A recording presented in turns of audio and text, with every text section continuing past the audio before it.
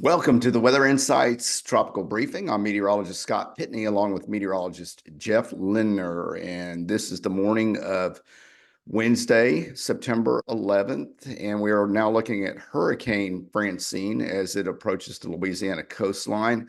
All watches and warnings, or I guess there were never any warnings, but all watches and potential hazards for Texas have been dropped.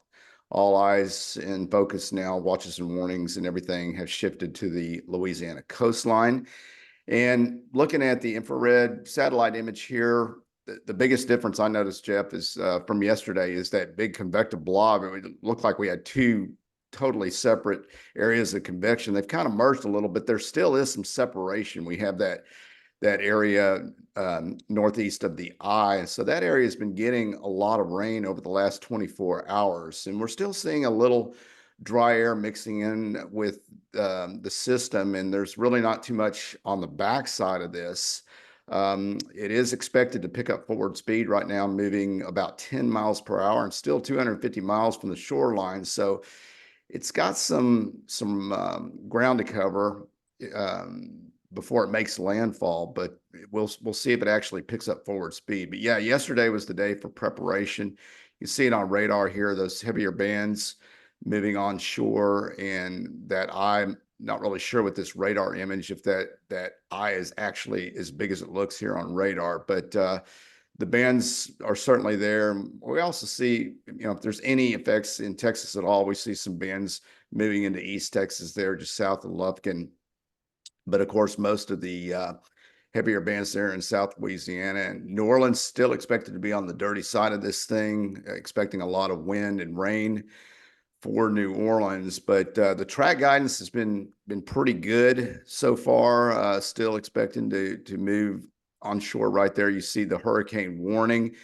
That area has been sort of not as wide as it was the last couple of days. It's kind of centered now. The cone's a little bit more narrow. So we have that hurricane warning and then the tropical storm warning now in effect from the Sabine River all the way over to the Alabama, Florida state borderline there. So, Jeff, your thoughts on Francine this morning? Well, if we go back to the infrared for a second, it's definitely a trying. It's definitely trying to get its act together. We have very deep convection. We almost have a warm spot here in the eye in the infrared, so Mm. the eye is trying to poke out. But there's a couple things to look at. One is you can see this western side is starting to erode, and you can see the cloud pattern starting to blossom off here to the north and east, and that's a sign that westerly and southwesterly Yeah. shear is starting to impact the system. And that's in Yeah. fact what's happening. We got about 20 to 30 knots of shear across this portion of the northwest Gulf of Mexico. Now it's moving northeast at about 10 miles an hour. So that's helping to negate the shear some, but it's not completely negating all of it. So either it needs to speed up a little bit to get more of a net zero effect, or this shear is going to start tearing into here. And as that shear starts to work its way in, it allows this dry air sitting back here over Texas to work into the circulation and kind of you're seeing some of that maybe on the radar here. It's very lopsided now. You have all the rain off to the north and the east, and the western side here starting to erode some. Again, this is getting really far out from the radar site, so there's probably more out here to the south than what we're being able to see from the coastal sites. But this was expected to happen. We were anticipating the Mhm. shear to increase. We were anticipating the storm structure to kind of evolve as it comes up to the coast. Interestingly enough, the recon's out there. The pressure was down 972 millibars, and the recent fix was 976. So possibly Francine has peaked this morning, and it's either going to be in a steady state or a weakening trend as it comes up to the coast. Now, that doesn't really change the impacts a whole lot. Accelerating storm as it comes to the coast, still going to bring those strong winds far inland. This is the 50 knot or 58-mile-an-hour winds probability. And so you can see here, bringing those stronger damaging winds further inland, Baton Rouge, potentially Metro New Orleans, with at least 60, 70-mile-an-hour wind gusts. And then right down here on the eastern side of Terrebonne Bay and Vermilion Bay, Morgan City, Homa, those areas are really going to take the brunt of the sustained hurricane force winds as we get into late this afternoon and this evening. So pretty much locked in here now in this area of Louisiana. This is where things are going to get pretty rough, and I'll show you here just off the coast as this loads. Tropical storm force winds are not far off the Louisiana coast. So, Yeah. these areas out here, these are oil platforms or elevated structures, but gusting to 59 now. Some of these gusts out here, 87. Again, these are elevated platforms, a couple 100 feet up in the air, so they're gonna have a little bit higher winds. Yeah. But you can see the center right about here. You can see the Yeah. circulation showing up very nicely Interesting.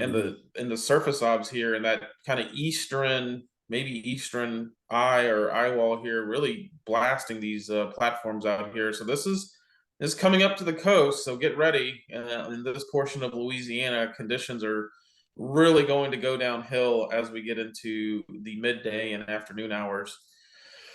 Not a whole lot of change with the storm surge. The Hurricane Center's been able to kind of cut back on the western side of this. Sure. Still Mhm. expecting potentially 5 to 10 feet above normally dry ground here. Again, around the Morgan City and Homa area, possibly over towards the Grand Isle area.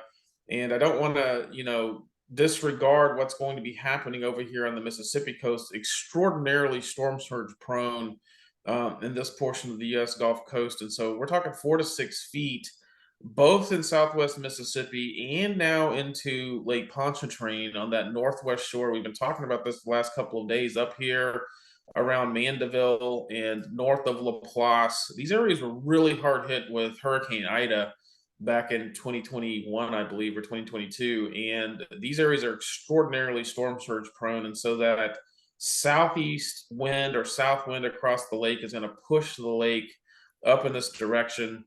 Same thing over here in southwest Mississippi around Bay St. Louis and past Christiane. You can see these elevated values here at the north side of the bay. That southeast and south wind is going to just literally push the Gulf of Mexico into these areas. And so, even though you're not under the hurricane warning over here on the Mississippi coast, you're not under the hurricane warning here in southeast Louisiana.